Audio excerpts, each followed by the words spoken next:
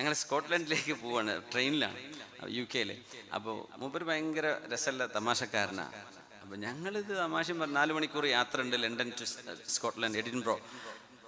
അപ്പോൾ ഇംഗ്ലീഷുകാരൊക്കെ അവിടെ ഇരിക്കുന്നുണ്ട് അപ്പുറത്ത്. ഞങ്ങളതൊന്നും അറിയാണ്ട് ഇങ്ങനെ വർത്താനം പറയാം. ഒരു മനുഷ്യൻ സഹികെട്ട് വന്നു, please this is A quiet zone, ഇത് മിണ്ടാണ്ടിരിക്കേണ്ട സ്ഥലമാണ്, നിങ്ങളൊന്ന് ശബ്ദം ഒന്ന് മിണ്ടാണ്ടിരിക്കുമെന്ന് ചോദിച്ചു.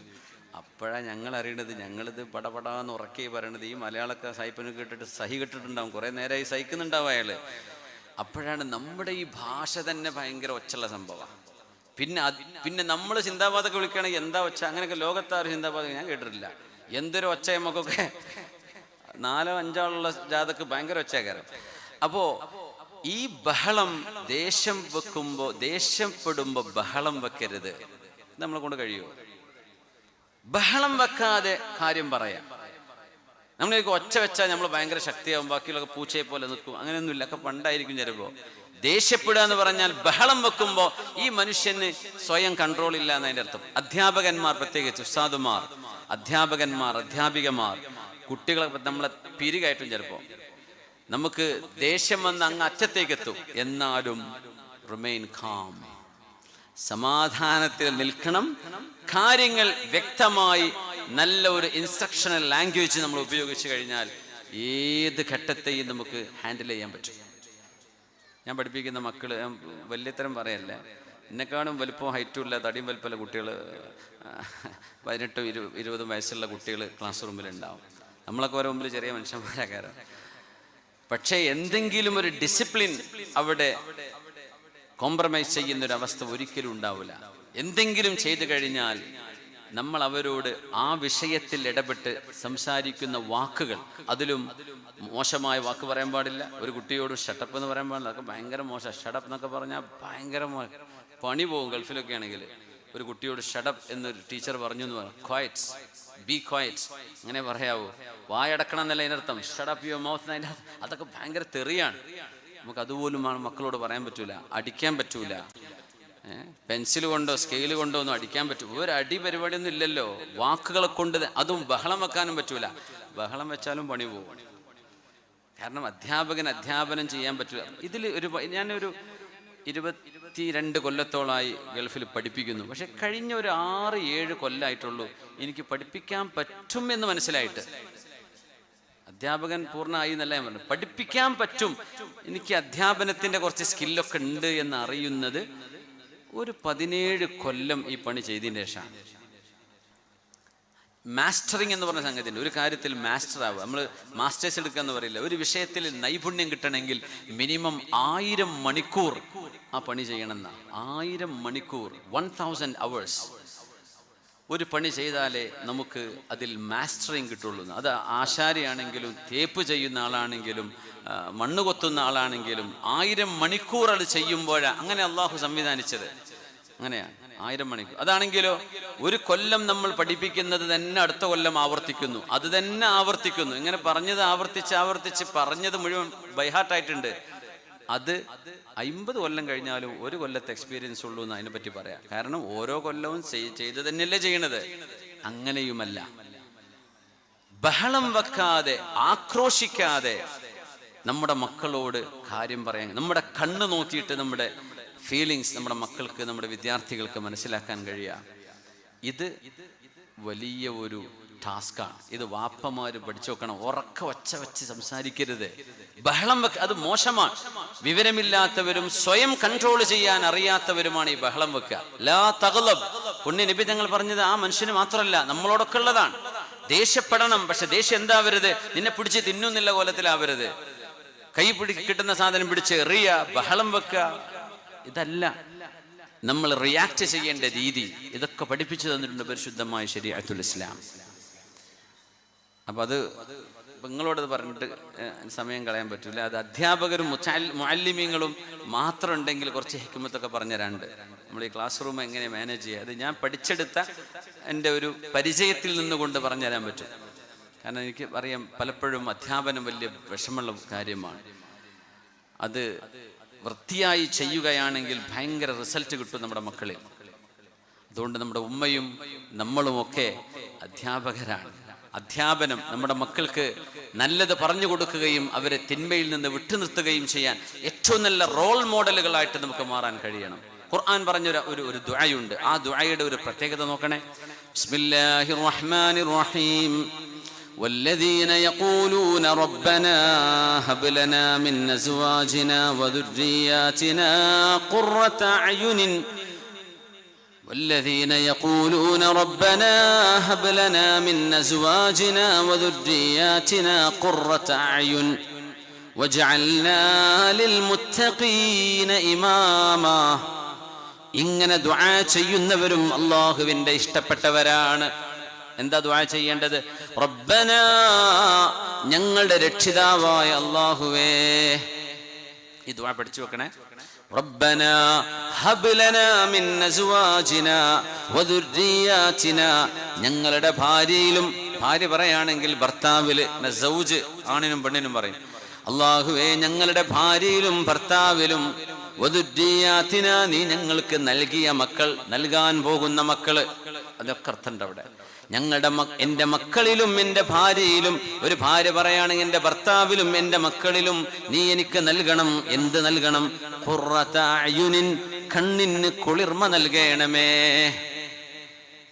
മക്കളൊക്കെ നന്നായി ജീവിച്ചു കാണുക, അതൊരു വലിയ റാഹത്താണ്. എന്നിട്ട് പറയുന്ന വാക്ക് നോക്കാം, മക്കൾ നന്നാക്കണേ. ആദ്യം എന്താ പറഞ്ഞത്? ഹബ്ലനാ മിൻ അസ്വാജിനാ വദുർരിയാതിനാ. ഭർത്താവ് പറയണമെങ്കിൽ ഭാര്യയിലും മക്കളിലും കൺകുളിർമ തരണം. ഭാര്യ പറയുമ്പോ ഭർത്താവിലും മക്കളിലും. ഇപ്പൊ പറയുന്ന ആളെ കുറിച്ച് എന്താ എന്തെങ്കിലും പറഞ്ഞപ്പോ ഒന്നും പറഞ്ഞില്ല. പറയുന്ന എനിക്ക് എന്ത് വേണം പറഞ്ഞിട്ടില്ല. എൻ്റെ ഭാര്യയിലും മക്കളിലും കൺകുളിർമ തരണം. പിന്നെ പറയുന്ന വാക്ക് നോക്കണം, വജഅൽനാ ലിൽമുത്തഖീന ഇമാമാ. അല്ലാഹുവേ, നിനക്ക് വഴിപ്പെടുന്ന സജ്ജനങ്ങളുടെ മുമ്പിൽ നിൽക്കാൻ പറ്റുന്ന ഇമാമായി എന്നെ നീ മാറ്റിത്തരണമേ. എൻ്റെ ഭാര്യ മക്കളെ നന്നാക്കണേ എന്ന് പറയുമ്പോൾ അവർക്ക് മാതൃകയായി എന്നെ മാറ്റിത്തരണമേ. അങ്ങനെ തോരുന്ന നമ്മളൊക്കെ താനെ നന്നാവും. നമ്മൾ വിചാരിക്കും എൻ്റെ സ്വഭാവം മാറ്റാൻ പറ്റൂല. മാറ്റാൻ പറ്റുമല്ലോ, മാറ്റാൻ. ഹസ്സിനു അഖ്ലാഖക്കും ഹദീഥാണ്. സ്വഭാവം നന്നാക്കണം. സ്വഭാവം നന്നാക്കാൻ പറ്റാത്തതായിരുന്നുവെങ്കിൽ തെക്ലീഫ് ശറഅ് ഒരിക്കലും അത് ചെയ്യൂല. ശറഇന്റെ തെക്ലീഫ് വന്നത്, ശറഅ് നമ്മളോട് നിഷ്കർഷിക്കുന്നത് മാറ്റം സാധ്യമായതിനെ കുറിച്ചാണ്. മാറ്റാൻ പറ്റാതെ നിങ്ങളുടെ കണ്ണും മൂക്കൊക്കെ മാറ്റണം അങ്ങനെ പറയോ? ശറഅ് പറയൂല. നിങ്ങളുടെ വാക്ക് ശ്രദ്ധിക്കണം, കർമ്മം ശ്രദ്ധിക്കണം, ദേഷ്യപ്പെടുമ്പോൾ പെരുമാറ്റം ശ്രദ്ധിക്കണം. ഇത് പറയുന്നത് മാറ്റാൻ പറ്റുന്നത് കൊണ്ടാണ്, അല്ലാത്തത് നബി ഞങ്ങൾ പറയൂല. അതുകൊണ്ട് ഞാൻ ഇങ്ങനെ, എൻ്റെ വാപ്പ വലിയ ചൂടനാണ് അപ്പം ഞാനും ചൂടനാ, അതൊന്നും പറയാൻ നിൽക്കണ്ട. അതൊക്കെ പഴയ വളവാണ്, മാറ്റിക്കോ. സ്വഭാവം നന്നാക്കണം. സ്വന്തം ജോലി ചെയ്യുന്ന കച്ചവട സ്ഥാപനത്തിൽ നിങ്ങൾ സ്വന്തം സ്വഭാവം സ്വീകരിക്കോ? മുതലാളിനോട് എൻ്റെ വാപ്പ ചൂടനായപ്പോൾ ഞാനും ചൂടനാ, പിരിച്ചാണ് വിടും അല്ലേ? അപ്പം എന്താ, നല്ല കുട്ടിയായിട്ട് നിൽക്കൂല അവിടെ പണി തീരുന്നവരെ? എന്നാൽ ആ സ്വഭാവം നന്നാക്കാൻ പറ്റൂന്നല്ലേ എൻ്റെ അർത്ഥം. അപ്പം നമ്മുടെ വീട്ടിൽ അങ്ങനെ ചെയ്തൂടെ? അതുകൊണ്ടാണ് നബി ഞങ്ങൾ പറഞ്ഞത് നിങ്ങളിൽ നല്ല ആള് എന്ന് പറയുന്നത് ആരാ? ഖൈറുക്കും ഖൈറുക്കും ലി അഹ്ലിഹി, നിങ്ങളിൽ ആരാണോ സ്വന്തം കുടുംബത്തോട്, വീട്ടുകാരോട് നന്നായി പെരുമാറുന്നത് അവരാണ് നിങ്ങളിൽ ഏറ്റവും നല്ലവർ. എന്തിനാ ഈ പെരുമാറ്റത്തെ പറ്റി പറയണമെന്നറിയോ? നാളെ ഖിയാമത്ത് നാളിൽ നന്മ തിന്മകൾ തൂക്കി നോക്കുമ്പോ, നിസ്കാരവും നോമ്പും സൽക്കർമ്മങ്ങളും ഒക്കെ തൂക്കിയാൽ പിന്നെ അള്ളാഹ് തൂക്കുന്നത് സൽസ്വഭാവമാണ്. ആളുകൾ ഇയാളെ പറ്റി എന്താ പറഞ്ഞത്? ആള് നല്ല സ്വഭാവക്കാരനായിരുന്നോ അല്ലയോ? ഇത് തുലാസിൽ വെച്ചാൽ തഖ്വ കഴിഞ്ഞാൽ പിന്നെ ഭാരമുള്ള അമല് നിങ്ങളുടെ സൽസ്വഭാവമാണ്. ഇന്ന അത്ഖല ഫിൽ മീസാനി ബഅദ തഖ്വല്ലാഹി ഹുസ്നുൽ ഖുലുഖ്. സൽസ്വഭാവത്തിന് ഭയങ്കര കനണ്ടാവും. അപ്പൊ അത് നമ്മുടെ വീട്ടുകാര് പറയണം. എന്തുകൊണ്ട്? സ്വന്തം വീട്ടിൽ നന്നായി പെരുമാറുന്ന ആളാണ് നിങ്ങളിൽ നല്ലവൻ. എന്നിട്ട് തങ്ങൾ പറയാം, വഅന ഖൈറുക്കും ലി അഹ്ലി, നിങ്ങളിൽ വെച്ച് ഏറ്റവും നന്നായി അവനവന്റെ വീട്ടുകാരോട് ഏറ്റവും നന്നായി പെരുമാറുന്നവരിൽ ഏറ്റവും നന്നായി പെരുമാറുന്ന ആള് ഞാനാണെന്ന് നബി തങ്ങൾ പറഞ്ഞു സ്വല്ലല്ലാഹു അലൈഹി വസല്ലം. എന്തേതിന് കാരണം എന്നറിയോ? നമ്മൾ നല്ലവരാണോ എന്ന് ആദ്യ സർട്ടിഫിക്കറ്റ് തരേണ്ടത് മഹല്ല് കമ്മിറ്റി അല്ല, നാട്ടിലത്തെ ജനകീയ കൂട്ടായ്മ അല്ല അവാർഡ് തരേണ്ടത്. നമ്മൾ നല്ലവരാണോ എന്ന് ആദ്യം പറയേണ്ടത് ആരാന്നറിയോ? നമ്മുടെ ഭാര്യയാണ്. ആ സർട്ടിഫിക്കറ്റ് കിട്ടിയാൽ നമ്മൾ നല്ല മനുഷ്യരാണ്. എന്തേ കാരണം എന്നറിയോ? ബാക്കിയൊക്കെ നമ്മൾ ഒപ്പിക്കല.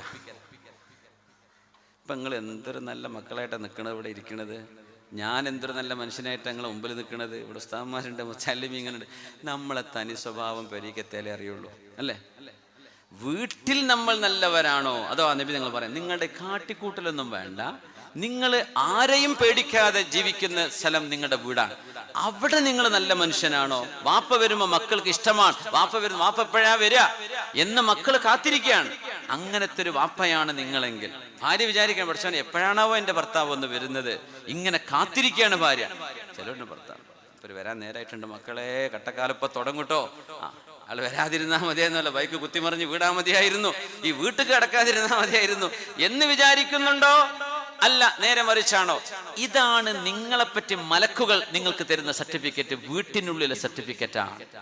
അല്ലാതെ നാട്ടിൽ നമ്മൾ നല്ല പ്രാസംഗികനാവാം, നല്ല അധ്യാപകനാവാം, നല്ല പഞ്ചായത്ത് പ്രസിഡന്റാണ്, നല്ല മെമ്പറാണ്, അങ്ങനെ തന്നെ. അടുത്ത പ്രാവശ്യം ജയിക്കണമെങ്കിൽ ചിരിച്ചല്ലേ പറ്റൂ, ഏത് ചിരിക്കാത്തവനും ചിരിക്കും, അല്ലേ? അപ്പൊ എന്ത് ചെയ്യും? നാട്ടുകാരുടെ മുമ്പിൽ നമ്മൾ അഡ്ജസ്റ്റ്മെന്റിലാണ് പോണത്, ഒക്കെ അഡ്ജസ്റ്റ്മെന്റാണ്, അല്ല ശരിയല്ലേ? അല്ലേ? നമ്മൾ ഇന്റർവ്യൂക്കൊക്കെ ചെന്നാൽ എന്താ പറയാ മലയാളിയോട്, എന്തൊക്കെ ചെയ്യും? നിങ്ങൾ എന്ത് പറഞ്ഞാൽ ഞാൻ ചെയ്യും, അങ്ങനെ അവൻ ചെയ്യൊന്നുമില്ല, വെറുതെ പറയണേ. പിന്നെ കഴിഞ്ഞ മൊബൈൽ കുത്തിരിക്കാറുണ്ടാവും, പണി കിട്ടിക്കഴിഞ്ഞാൽ. അതിനു മുമ്പ് എന്താ പറയുക, ഞാൻ എന്ത് പണിയും ചെയ്യും. പിന്നെ ഇവിടെ കുറച്ച് സ്ട്രെസ്സും സ്ട്രെയിനൊക്കെ ഉണ്ടാവും, അങ്ങനെ അണ്ടർ പ്രഷർ വർക്ക് ചെയ്യാൻ താല്പര്യമുണ്ടോ? ഒരു പ്രശ്നമില്ല, ഞാൻ എന്ത് ടെൻഷൻ വെച്ചാലും ഞാൻ വർക്ക് പെർഫെക്റ്റ് ആയിരിക്കും. ഇത് നമ്മൾ ഓൺ ഗ്രൗണ്ട് ചെയ്യോ ഇല്ലേ എന്നതാണ് വിഷയം. പറയാനതൊക്കെ പറഞ്ഞേക്കും. നമ്മൾ അവിടെയൊക്കെ ഒരു അഡ്ജസ്റ്റ്മെന്റ്, നമ്മളാവുന്നത് നമ്മുടെ വീട്ടിൻ്റെ ഉള്ളിലേക്ക് വരുമ്പോഴാണ്. അതുകൊണ്ടാണ് ആയിഷ ബീവി റളിയല്ലാഹു അൻഹ ഹബീബിനെ കുറിച്ച് പറഞ്ഞത്, കാന ഫീ ഖിദ്മത്തി അഹ്ലി, എങ്ങനെയായിരുന്നു ബീവി പുണ്യ റസൂൽ അങ്ങയോട് പെരുമാറിയിരുന്നത്, ഹബീബിന്റെ സ്വഭാവം എങ്ങനെയായിരുന്നു? ആയിഷ ബീവി, ഹൽ ഖറഅതൽ ഖുർആൻ, നീ ഖുർആൻ ഓതിയിട്ടുണ്ടോ? ഉണ്ട് ബീവി, ഞാൻ ഖുർആൻ ഓതിയിട്ടുണ്ട്. അറബികളല്ലേ, അവർക്ക് അർത്ഥം മനസ്സിലാവും. അതെ, ഖുർആൻ ഓതിയില്ലേ? ഓതി. കാന ഖുലുഖുഹു, ഹബീബിന്റെ സ്വഭാവം അൽ ഖുർആൻ, ഖുർആനായിരുന്നു എന്ന് പറഞ്ഞാൽ എന്താ?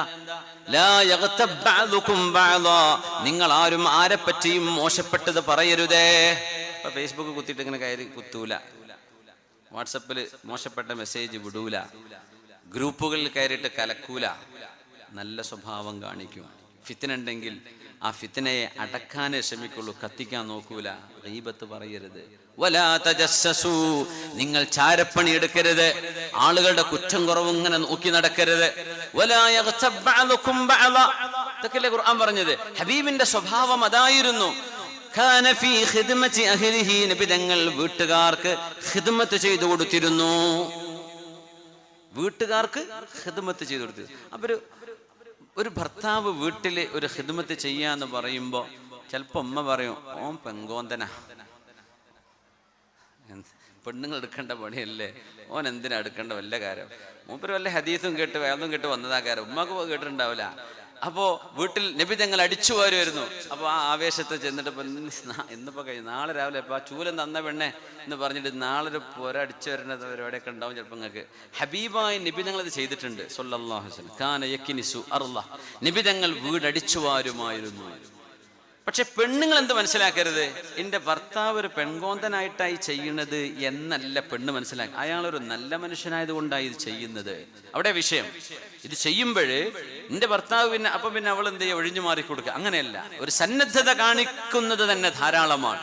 അത് നിങ്ങൾ ചെയ്യണ്ട, ഞാൻ ചെയ്തോളാം എന്ന് അവൾ പറയുന്നിടത്താണ് അവൾ വിജയിക്കുന്നത്. അതിന് സന്നദ്ധത കാണിക്കുന്നിടത്താണ് ഭർത്താവ് വിജയിക്കുന്നത്. ഇപ്പൊ പെണ്ണുങ്ങൾ മൾട്ടി ടാസ്കാ ചെയ്യുക, അല്ലെ? നമ്മൾ പറയും ശമ്പളം വാങ്ങാത്ത 24 മണിക്കൂറും ജോലി ചെയ്യുന്ന തൊഴിലാളികളാണ് വീട്ടിലെ ഉമ്മമാർ എന്ന് പറയും. ശമ്പളമില്ല, 24 മണിക്കൂറും ഡ്യൂട്ടിയാ, ഓൺ കോൾ, ഉറങ്ങുമ്പോൾ പോലും സ്വൈരം കിട്ടൂല, അല്ലെ? അപ്പൊ ആരെങ്കിലും വിളിച്ച് ഉണർത്തിയേക്കാം, ഉമ്മ ഉമ്മ ഉമ്മ എന്ന് പറഞ്ഞിട്ട്. ആ ജോലിന്റെ ഇടയിൽ എന്തെങ്കിലും നമ്മളെ കൊണ്ട് സഹായിക്കാൻ പറ്റുമോ, നമ്മൾ ചെയ്തു കൊടുക്കുക. സ്കൂളിലേക്ക് മക്കളെ പറഞ്ഞേക്കണം, ടിഫിൻ ബോക്സ് റെഡിയാക്കണം, സ്കൂൾ ബസ് വരാനായിട്ടുണ്ട്, യൂണിഫോം കാണുന്നുണ്ടാവില്ല, ഷൂ കാണുന്നില്ല, മദ്രസയിലെ പുസ്തകം കാണുന്നില്ല, പെൻസിൽ കാണുന്നില്ല, കുട്ടിക്ക് ഭക്ഷണം റെഡി ആയിട്ടില്ല, കുട്ടി ഒന്നും കഴിച്ചിട്ടില്ല. ചിലർ ഉണർന്നിട്ടുണ്ടാവില്ല, അവർ ഉണർത്തിയിട്ട് മുഖത്ത് വെള്ളം തെളിച്ചിട്ട് അവരെ ഉണർത്തിയിട്ട് വേണം കുപ്പായിട്ട് കൊടുക്കാൻ. ഇതൊക്കെ ചെയ്യുമ്പോൾ കുക്കം വലിച്ച് ഭർത്താവ് ഉറങ്ങണ്ട, ഒന്ന് നേരത്തെ ഉറങ്ങിയിട്ട് ആ കുട്ടികളെ സ്കൂൾ പറഞ്ഞേക്കും, മദ്രസയിലേക്ക് പറഞ്ഞേക്കും. ആ ഒരു സമയമെങ്കിലും ഒരു ഹെൽപ്പിംഗ് ഹാൻഡ്, എന്തൊരു മനോഹരായിരിക്കും, എന്തൊരു സമാധാനമായിരിക്കും, എന്തൊരു ബന്ധമായിരിക്കും ആ കുടുംബ ബന്ധത്തിന്. പുണ്യനിബിതങ്ങൾ കാന ഫീ ഖിദ്മത്തി അഹ്ലി, വീട്ടുകാർക്ക് സേവനം ചെയ്യുമായിരുന്നു. യക്നിസുൽ അർള, നബി തങ്ങൾ ഭൂമി നിലം അടിച്ചുവാരും. പടച്ചോനെ, പുണ്യ റസൂൽ അത് ചെയ്തു സല്ലല്ലാഹു അലൈഹി വസല്ലം. നമുക്കല്ലേ പോരാത്തരം തോന്നര്, ഞാൻ ആണൊക്കെ പറഞ്ഞ പണിയല്ല, അങ്ങനെ പറയരുത്. പുണ്യ നബി തങ്ങൾ ചെയ്തിട്ടുണ്ട്, പിന്നെന്താ നമുക്ക്. വയഖ്സിഫുന അലഹു, നബി തങ്ങൾ ചെരുപ്പ് തങ്ങൾ തുന്നുമായിരുന്നു. കേടന്നാല് നമ്മൾ തുന്നലൊന്നുമില്ല, സൂചി നൂലൊന്നും ആരും വാങ്ങണമെന്നില്ലല്ലോ. മുമ്പൊക്കെ നമ്മൾ ഓരോ കുപ്പായം കീറിയ തുന്നി തുന്നി തുന്നി തുന്നി എത്ര തുന്നിട്ടായി, ഇപ്പൊ മാറ്റുക. യഖ്സിഫുന അലഹു, തങ്ങളുടെ ഷൂ, തങ്ങളുടെ ചെരുപ്പ് തങ്ങൾ നന്നാക്കും. വയഹ്ലിബു ശാതഹു, നബി തങ്ങൾ പാല് കറന്നു തരും, ആടിന്റെ പാല് കറക്കും. ഇങ്ങനെ നബി തങ്ങൾ ചെയ്തു. പക്ഷേ ഫഇദാ ഹളറത്തിസ് സ്വലാ, നിസ്കാരത്തിന് സമയമായാൽ ഖറജ, നബി തങ്ങൾ നിസ്കാരത്തിലേക്ക്. കഅന്നഹു ലം യഅരിഫന വലം നഅരിഫഹു, നബി തങ്ങൾക്ക് ഞങ്ങൾക്ക് തങ്ങളെയോ പരിചയമില്ലാത്ത പോലെ തങ്ങൾ നിസ്കാര നേരായാൽ തങ്ങൾ പള്ളിയിലേക്ക് പോകും സ്വല്ലല്ലാഹു അലൈഹി വസല്ലം. ഇതിലൊക്കെ നമുക്ക് മാതൃകയുണ്ട്. കല്യാണം കഴിച്ച് കുടുങ്ങിയോലി കൂട്ടത്തിലുണ്ടാവും, കല്യാണം കഴിക്കാൻ പോണോലുണ്ടാവും, കല്യാണം കഴിക്കാൻ പ്ലാൻ ചെയ്യുന്നവരുണ്ടായിരിക്കാം, വിവാഹം ജീവിതത്തിൽ ഒരുപാട് നല്ല നാളുകൾ കഴിഞ്ഞു പോയവരുണ്ടാവാം, കയ്പ് നീര് അനുഭവിച്ചു കൊണ്ടിരിക്കുന്ന ആളുകളുണ്ടാകാം. തിരുത്താനും നന്നാവാനും ഇനിയും നമ്മുടെ മുമ്പിൽ സമയമുണ്ട്. നമ്മുടെ വീടുകൾ സന്തോഷമാണെങ്കിൽ നമ്മുടെ മഹല്ലിൽ സന്തോഷം ഉണ്ടാവും, നമ്മുടെ മക്കൾ നല്ലവരായിട്ട് വരും. അള്ളാഹു നമ്മുടെ ഈ ഉമ്മത്തിനെ ഖൈറിലും സന്തോഷത്തിലുമാക്കി തരട്ടെ.